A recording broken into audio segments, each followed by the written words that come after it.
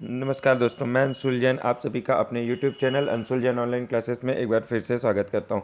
आज जो हम लोग देखने वाले हैं CGPSC ACF का रीजनिंग का आंसर की हम लोग यहां पे देखेंगे, इसका डिटेल सॉल्यूशन देखेंगे। ठीक है। और जो कल का वीडियो रहेगा उसमें हम लोग मैथ्स के डिटेल सॉल्यूशन देख लेंगे। ठीक। तो आज रीजनिंग के देखते हैं, लेकिन उसके पहले जो हमारे चैनल से नए जुड़ रहे हैं कृपया हमारे चैनल को सब्सक्राइब कर लीजिएगा और बेल आइकन पर क्लिक कर दीजिएगा। साथ ही साथ अगर आप हमसे टेलीग्राम ग्रुप से जुड़ना चाहते हैं या फेसबुक से जुड़ना चाहते हैं तो उसकी भी लिंक मैंने डिस्क्रिप्शन बॉक्स और कमेंट बॉक्स में दे दी है, तो वहाँ से आप हमसे डायरेक्टली कांटेक्ट कर सकते हैं, डायरेक्टली जुड़ सकते हैं। ठीक है। तो चलिए आज का लेक्चर अपन स्टार्ट करते हैं और देखते हैं कि क्या कैसे लॉजिक लगा था जिससे आने वाले जो एग्ज़ाम्स हैं वहाँ आप लोगों को इसका बेनिफिट मिले। पहला क्वेश्चन क्या है, चार संख्या युग्म दिए गए हैं जिनमें से तीन एक जैसे हैं और एक अलग है। आपको उस अलग संख्या को ढूंढना है।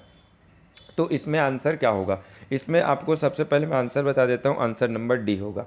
अब इसके क्या है, दो रीज़न है। सबसे पहला रीज़न क्या है कि एक चीज़ देखना, ये दोनों संख्या में कम से कम एक संख्या ऐसी है जो अभाज्य संख्या है। जैसे इसमें 19 और 53 दोनों अभाज्य है, इसमें 13 अभाज्य संख्या है, इसमें 97। ठीक। लेकिन डी में कोई अभाज्य संख्या है क्या? नहीं है। पहला तो ये। अब इसमें देखो, ये इसको और सरल किया जा सकता है। जो डी ऑप्शन है उसको और सरल किया जा सकता है। जैसे इनको दो से काटेंगे तो कितना आ जाएगा 30, इसको दो से काटोगे तो 42, फिर दो से काटोगे तो 15, फिर दो से काटोगे तो 21, फिर तीन से काटोगे तो 3 पंचे 15 और 3 सत्ते 21। मतलब इसको 7:5 के अनुपात तक और काटा जा सकता है, लेकिन बाकी किसी को काटा जा सकता है क्या? नहीं काटा जा सकता। इसलिए जो ऑप्शन नंबर डी है वो इसका करेक्ट ऑप्शन हो जाएगा। अगला क्वेश्चन देखते हैं। इसमें बोला है कि जैसे पहला और दूसरा सेम है और पांचवा और छठवां सेम है, तो यहाँ पे क्वेश्चन मार्क की जगह क्या आएगा? तो इसमें कौन सा लॉजिक लगा है? इसमें सबसे पहले लॉजिक लगा हुआ है 92। 92 मल्टीप्लाई बाई क्या किया है 4। 92 मल्टीप्लाई बाई 4 कितना हो जाएगा 368। ठीक। फिर इसी 92 को इसने 4 से डिवाइड किया है तो क्या आ गया 23, और इन दोनों को आप जोड़ देंगे तो आपका कितना आएगा 391। तो ये जोड़ा बन गया किसका 91 और 92 और 391। अगला क्या दिया हुआ है 24 वाला, तो उसमें भी सेम लॉजिक लगेगा। 24 इंटू टू कितना हो जाएगा आपका 96 हो जाएगा। फिर 24 डिवाइड बाई 4 कितना हो जाएगा 6, तो ये आपका आ जाएगा 102। ठीक। ये आपका यहाँ पे भी हो गया। अब अगला देखो दोनों आ गया, तो इसमें कौन सा आएगा? जब आप इसको ऐसे ही करोगे 56 मल्टीप्लाई बाई 4 करोगे तो आपका आंसर आएगा 224, और उसके बाद 56 डिवाइड बाई 4 करोगे तो आपका आएगा 14। तो इसका आंसर आपका आ जाएगा 238, 238 इसका करेक्ट आंसर हो जाएगा। अगला क्वेश्चन देखते हैं। क्वेश्चन नंबर 29 क्या दिया हुआ है, साइटोलॉजी कोशिका से उसी तरह संबंधित है जिस प्रकार मायर मैकोलॉजी निम्नलिखित से संबंधित है। जैसे हम लोग क्या होता है, कोशिका विज्ञान का जो अध्ययन किया जाता है उसको हम लोग क्या बोलते हैं, साइटोलॉजी बोलते हैं। क्या बोलते हैं? साइटोलॉजी बोलते हैं। इसी प्रकार जब हम लोग चींटी का अध्ययन करते हैं तो उसको क्या बोलते हैं, मायर मैकोलॉजी बोलते हैं। चींटी का अध्ययन करते हैं उसको क्या बोलते हैं, मायर मैकोलॉजी बोलते हैं। तो इसका आंसर क्या हो जाएगा, चींटी। अगला क्वेश्चन क्या दिया हुआ है, कथन और अवधारणा है। कथन और अवधारणा में क्वेश्चन क्या बोलता है, आंसर डी आएगा। कैसे आएगा वो भी हम लोग देख लेते हैं। सबसे पहले कथन दिया हुआ है, कंपनी को व्यावसायिक रूप से व्यवहार्य बनाने के लिए कर्मचारियों की संख्या कम करने और वित्तीय संस्थानों से पैसा उधार लेने की तत्काल आवश्यकता है। इसका मतलब ये सीधे सीधे बोल रहा है कि क्या है, कंपनी लॉस में चल रही है और इसीलिए इन लोग क्या करेंगे, इसके कर्मचारियों की संख्या को कम करेंगे और बाकी जगह से पैसा उधार लेंगे। तो अब इसमें कौन सी अवधारणा हो सकती है? वित्तीय संस्थान ऐसे प्रस्तावों के लिए पैसा उधार देता है। तो वित्तीय संस्थान तो बहुत सारे के लिए उधार देता है, तो इसमें अवधारणा की कोई बात ही नहीं है। ठीक है। इसके बाद कंपनी के उत्पाद एक संभावित बाजार है। बाजार के बारे में और उत्पाद के बारे में कोई बात नहीं की गई है इस कंपनी से रिलेटेड, तो ये भी इसका अवधारणा नहीं हो सकता। अगला क्या है, कंपनी के कर्मचारी अक्षम है। अक्षम नहीं है, अगर अक्षम रहते तो वो तो कर्मचारी ही नहीं लेता। ठीक है। वो क्या कर रहा है, उसको लॉस है तो इसलिए वो लॉस से उभरने के लिए क्या कर रहा है, कर्मचारियों को निकाल रहा है। इसलिए तीनों उसके गलत हैं। इसमें कौन सा आएगा, कोई भी निहित नहीं है। ठीक। अगला देखते हैं आगे। अगला क्वेश्चन है कि ये वाला क्वेश्चन, इस क्वेश्चन का मेरे को अभी तक लॉजिक नहीं मिल पाया है। अगर किसी के पास भी लॉजिक होगा तो कमेंट में इसका कमेंट करके बता दीजिएगा, या तो टेलीग्राम में भी आप लोग मैसेज करके इसको बता सकते हैं। अगला क्वेश्चन पे मैं चलता हूँ सीधे सीधे। अगले क्वेश्चन पे ये दिशा निर्देश वाला क्वेश्चन है। ठीक है, अब मैं इसको इसको तो सब बना सकते हो दिशा। अब ये दिशा आप लोग नहीं बना पाओगे तो फिर कुछ नहीं हो सकता।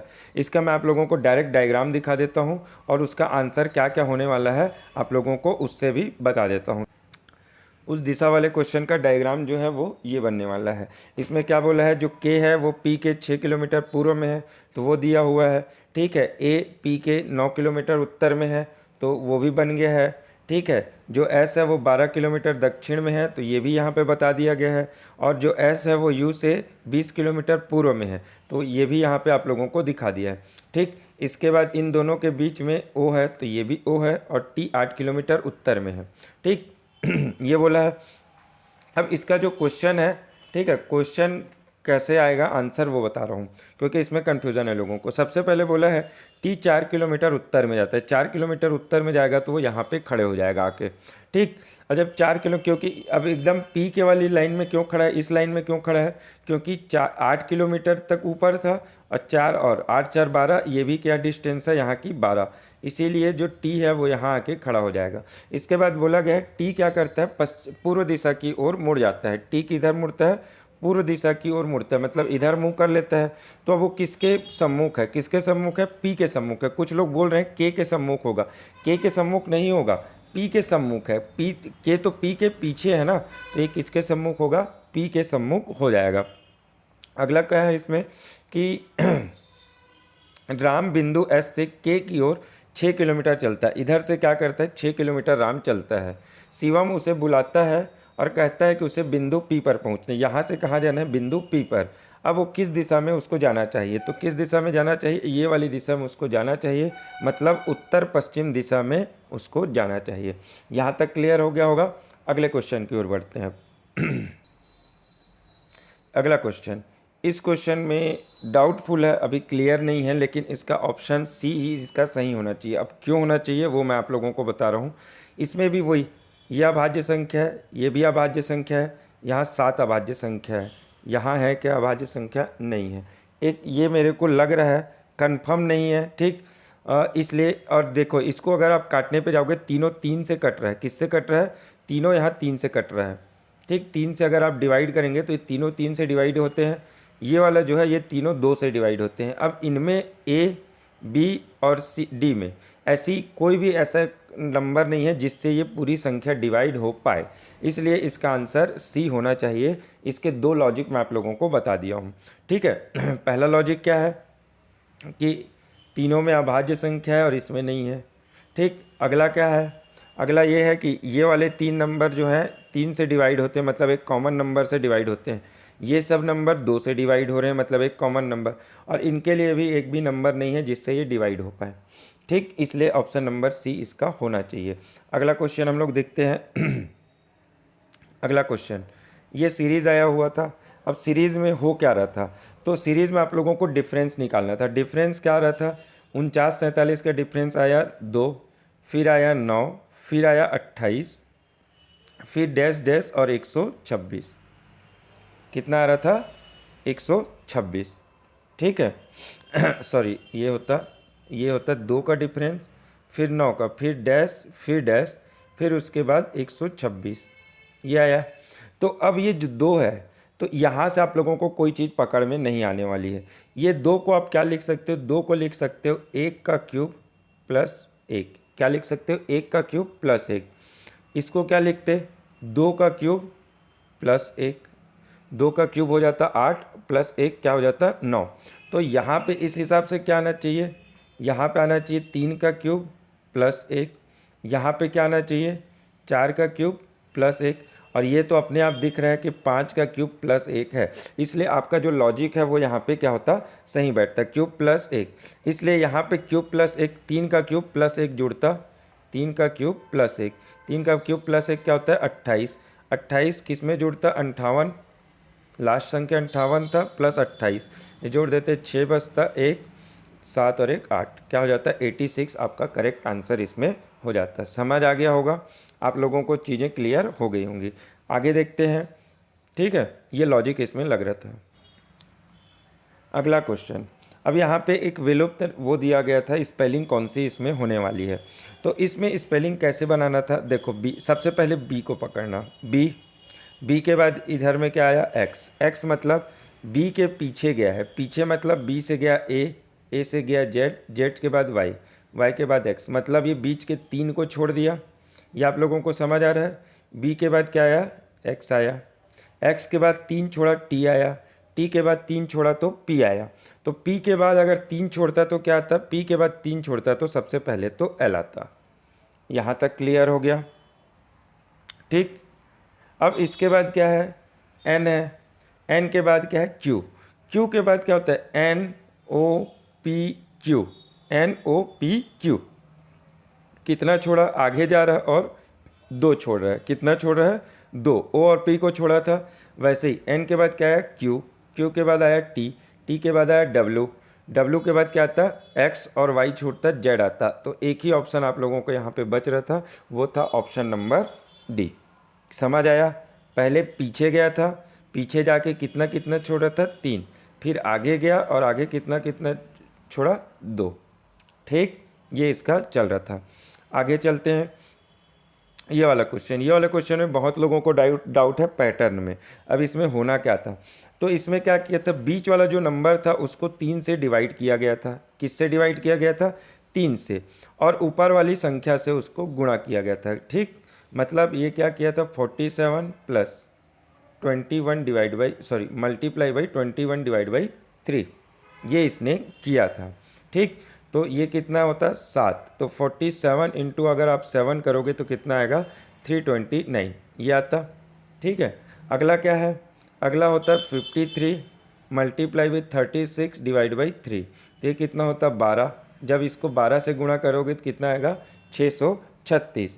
इसी प्रकार यहाँ पे क्या आता, तो 51 मल्टीप्लाई बाई 14, जब 51 मल्टीप्लाई बाई 14 करोगे तो आपका क्या आएगा 714 आता। कितना आता 714, दैट मीन्स ये 14 क्या है 3 से डिवाइड हुआ होगा तब 14 आया है। इसका मतलब 14 मल्टीप्लाई बाई 3 कितना करते 14 मल्टीप्लाई बाई 3 करते, तो यहाँ पे क्या आता 42, क्या आता है यहाँ 42।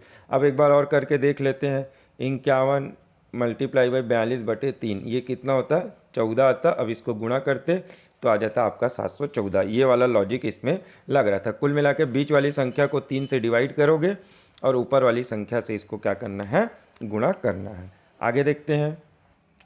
अगला क्वेश्चन सिलॉक्स का था। इसको सिलॉक्स बोलते हैं, सिलोलिज्म बोलते हैं। ठीक है, अब न्याय भी बोलते हैं शायद कुछ लोग, जैसा भी है इसका। अब देखते हैं इसमें क्या है। इस क्वेश्चन को हमेशा गोले वाले तरीके से ही देखिए, इसने भी इसी मेथड से बनाया, ये जो बनाया बंदा सामने वाला इसने भी क्या है इसी मेथड से बनाया है। ठीक, गोले वाले मेथड से ही बनाओगे तब सही बैठेगा। इसमें सबसे पहला क्या बोला है, कुछ बाइक कंप्यूटर है। ये बाइक हो गया, ये क्या हो गया बाइक, और ये हो गया कंप्यूटर। तो कुछ बाइक कंप्यूटर है, ये हो गया। इसके बाद क्या बोला है, कोई बाइक लैपटॉप नहीं है, तो यहाँ पे एक लैपटॉप बना दिए, ये क्या हो गया लैपटॉप। और ये दोनों क्या है कोई नहीं है, मतलब इसके बीच में कोई रिलेशन नहीं है। अगला क्या बोला है, कुछ बाइक लैपटॉप हैं, ये तो यहाँ पे पहले ही बोल दिया है कि बाइक लैपटॉप नहीं है, तो ये वाला तो कैंसिल हो गया। अगला क्या बोला है, सभी कंप्यूटर लैपटॉप है। यहाँ पे आप लोगों को दिख रहा है कि सभी कंप्यूटर लैपटॉप है, नहीं है। और क्यों नहीं है ये भी देखो, जो बाइक हैं वो वाले तो लैपटॉप हो ही नहीं सकते। इसका मतलब ये दोनों क्या है आपके गलत हैं, ये दोनों आपके गलत हैं। अगला क्या बोला है, ये ऐसा था। ठीक, बाइक लैपटॉप और क्या था एक कंप्यूटर। ठीक है, ये था। अगला क्या बोला है, कुछ कंप्यूटर लैपटॉप नहीं है। तो कुछ कंप्यूटर लैपटॉप नहीं, बिल्कुल सही। क्यों, ये वाला जो कंप्यूटर है, जो क्या है, जो कंप्यूटर बाइक है वो तो लैपटॉप हो ही नहीं सकता, क्योंकि कोई भी बाइक लैपटॉप नहीं है। तो ये वाला पोर्शन क्या होगा, ये नहीं होगा, इसलिए ऑप्शन नंबर 3 क्या होगा बिल्कुल सही हो जाएगा। इसलिए ऑप्शन नंबर जो 3 है सिर्फ निष्कर्ष 3 अनुसरण करता है, ये वाला इसका बिल्कुल सही हो जाएगा। आगे देखते हैं। अब ये वाला क्वेश्चन, इसमें मैंने 40 काउंट कर रहा था मेरे को, लेकिन अपने ऊपर डाउट है ट्रायंगल गिनने में। अगर आप लोगों का कुछ और आ रहा होगा तो आप लोग एक काम कीजिएगा, कमेंट बॉक्स में कमेंट करके ये चीज़ बताइएगा कि आप लोग ने कितना काउंट किया है। ठीक है, मेरे को अपने ऊपर थोड़ा सा इसमें डाउट है, इसीलिए मैं आप लोगों को बोल रहा हूँ। ठीक, आगे देखते हैं अगला क्वेश्चन के ऊपर। अब ये वाला क्वेश्चन बहुत अच्छे तरीके से फ्रेम किया गया था। इस क्वेश्चन को बहुत लोगों ने इस क्वेश्चन को गलत किया है, ठीक है। इसका ऑप्शन क्या आएगा? Option number C. अब क्यों आएगा मैं ये भी बता रहा हूँ। इसको कैसे बनाना था? इसको बनाने का सबसे बढ़िया और सबसे आसान तरीका जो था वो क्या था? वो आप लोग ए बी सी डी को ऐसे लिखते हैं, A B C D E, ऐसे कर करके कहाँ तक लिखते? इसको एम तक लिखते। कहाँ तक? एम तक। और एम के नीचे फिर एन ओ पी ऐसे चलते, और जेड किसके नीचे आता? ए के। बी नीचे आता वाई के, ठीक है। सी के नीचे आता एक्स, ऐसा, ठीक। ये आप लोगों का होता, और डी के नीचे आता डब्ल्यू, ठीक है। तो अब इसमें क्या किया था? इसमें किया था कि जो डी है, डी के नीचे कौन सा है? डब्ल्यू, तो डी का कोड क्या हो गया? डब्ल्यू, ठीक है। अब इसमें क्या किया? स्वर और व्यंजन। क्या किया था? स्वर और व्यंजन। स्वर और व्यंजन के रूप में इसको कोट किया था। जैसे मैं यहाँ पे फिर से ए बी सी डी लिख दिया हूँ, और उसके बाद नीचे में लिख दे रहा हूँ जेड वाई एक्स डब्ल्यू। आप लोग ऐसे लिख के इसको बना के देखिएगा, ठीक है। डी, डी के नीचे में क्या आया है? डब्ल्यू, तो डी के नीचे में डब्ल्यू था, इसीलिए वो डब्ल्यू से कूट किया। अब ई, ई क्या है? ई, ठीक है। ई स्वर है, ई स्वर है, तो ई के बाद अगला स्वर कौन सा आता है? आई आता है सर। तो ई का जो कोड है वो क्या किया है? आई किया है। अगला स्वर क्या किया है? आई। इसके बाद एल, एल व्यंजन है, तो एल के नीचे क्या आता है? तो सर एल के नीचे जो है वो ओ आता है। जब आप ऐसे लिखोगे तो एल के नीचे क्या आता है? ओ आता है, इसलिए एल की जगह उसने ओ किया है। फिर आ गया आई, आई क्या है? फिर से स्वर है, तो आई के बाद अगला स्वर कौन सा आता है? तो सर ओ आता है, इसलिए आई का जो कूट है उसने क्या किया है? ओ किया है। ये वाला फंडा उसने यहाँ पे यूज़ किया था, और जब इसी फंडे से आप बनाएंगे तो इस वाले क्वेश्चन को जब आप बना के देखेंगे तो आपका ऑप्शन नंबर सी एकदम एग्जैक्ट आंसर आप लोगों को मिल जाएगा। कहीं से आप लोगों को घूमने की ज़रूरत नहीं पड़ेगी। बस ए बी सी डी को किस फॉर्म में लिखना है? ऐसे लिखोगे। कहाँ तक लिखोगे? इसको एम तक। एम के बाद नीचे फिर से एन ओ पी उल्टा लिखना चालू करोगे जेड तक।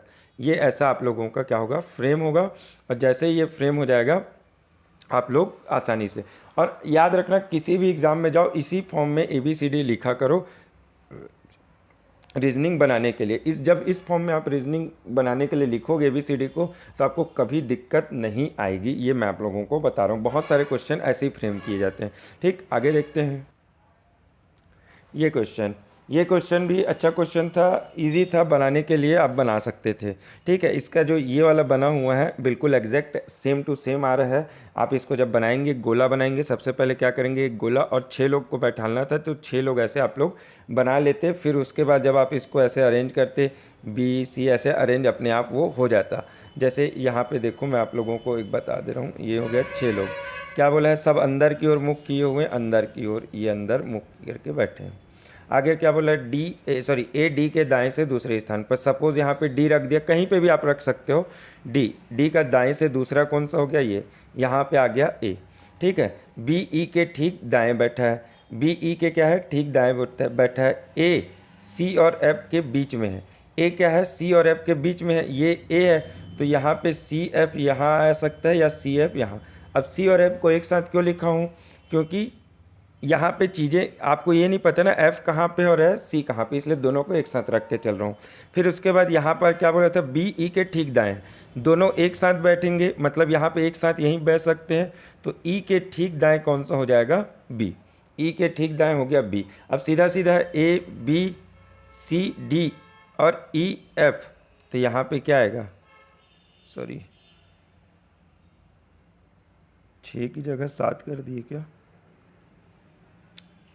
अच्छा, यहाँ पे तो पहले से डी बैठा हुआ है, यहाँ पे क्या है? डी बैठा हुआ, ठीक। ये हो गया। अब यहाँ पे क्या बोला है? डी सी के ठीक बाएं बैठा है। डी सी के क्या? ठीक बाएं, मतलब सी कहाँ पे? यहाँ पे आना चाहिए, एफ कट जाएगा, और यहाँ से क्या होगा? सी कट जाएगा, ठीक। तो ये आपका डायग्राम बन जाता। और जैसे ही डायग्राम बनता तो उसने क्या पूछा है? ए और डी के बीच में कौन बैठा है? ए और डी के बीच में कौन बैठा है? सी बैठा हुआ है, देख लो ये, ठीक है। ए और डी के बीच में कौन बैठा है? सी बैठा हुआ है। आगे देखते हैं ये वाला क्वेश्चन में क्या किया गया है? ये क्वेश्चन का लॉजिक मैं आप लोगों को बता रहा हूँ। सबसे पहले 17, और उसके बाद 867 कैसे आएगा? 17 × 17 × 3, कैसे बनेगा, 17 × 3 बन रहा था। तो यहाँ पे जो ऑप्शन नंबर डी है वो कैसे बनता है, 14 × 3 क्या बनता है, 14 × 3। आप ये वाले में भी लगभग सेम आ रहा था, लेकिन लास्ट में गड़बड़ हो रहा था। इसमें क्या रहा था, 13 यहाँ पे 3 की जगह क्या आ रहा था, 4 आ रहा था। इसीलिए जो ऑप्शन नंबर इसका डी है वो बिल्कुल क्या होगा, एग्जैक्ट आंसर होगा। ऑप्शन नंबर डी इसका क्या होगा, सही हो जाएगा। आगे देखते हैं, ये वाला क्वेश्चन 43rd का डी आएगा। क्यों आएगा डी, इसको आप लोग एक बार घुमा के देखना। आप लोगों को ये वाला डायग्राम लेना और ये दोनों डायग्राम, इस डायग्राम को छूना भी मत। ये दोनों डायग्राम को जब आप लोग कंपेयर करोगे, घुमा के देखोगे, अपने आप लोगों को यहाँ पे मिल जाएगा कि ऑप्शन नंबर डी इसका बिल्कुल सही ऑप्शन होगा। बी जो बीच का था उसका कोई वैल्यू नहीं है, उसको छूना भी मत आप लोग। ये दो से आप लोग बना के देखो, डाउट क्लियर हो जाएगा। और नहीं होगा तो टेलीग्राम ग्रुप में आप हमसे जुड़ेंगे तो टेलीग्राम ग्रुप में मैं आप लोगों को इसका एक्सप्लेनेशन दे दूंगा, ठीक है। आगे देखते हैं, ये मैथ्स का क्वेश्चन है। इसको हम लोग जब कल वीडियो करेंगे मैथ्स के सेक्शन में तो इसको हम लोग क्या करेंगे, कवर करेंगे। आगे देखते हैं। तो गाइस वीडियो तो बहुत लंबा होते जा रहा है ना, तो हम लोग एक काम करेंगे, इसका पार्ट 2 और ले आएंगे, जिसमें आप लोगों को आधे मैथ्स के क्वेश्चन और कुछ रीजनिंग के जो बचे हुए क्वेश्चन हैं उसको मैं कवर आप लोगों के लिए कर दूंगा, ठीक है। तो आप लोग एक काम कीजिएगा, हमारे चैनल को ना सब्सक्राइब कर दीजिए और बेल आइकन पर क्लिक कर दीजिए, जिससे आने वाले जो वीडियोज़ हैं वो आप लोगों को पता चलते रहेंगे कि वीडियोज़ आ गया है, रीजनिंग का, मैथ्स का, सब आप लोग वहाँ अपने डाउट्स क्लियर करेंगे, ठीक है। और अगर वीडियो अच्छा लगा है तो लाइक कीजिए, वीडियो को शेयर कीजिए, ताकि ज़्यादा से ज़्यादा लोग इस वीडियो को देख पाएँ। चलिए दोस्तों, तब तक के लिए थैंक यू।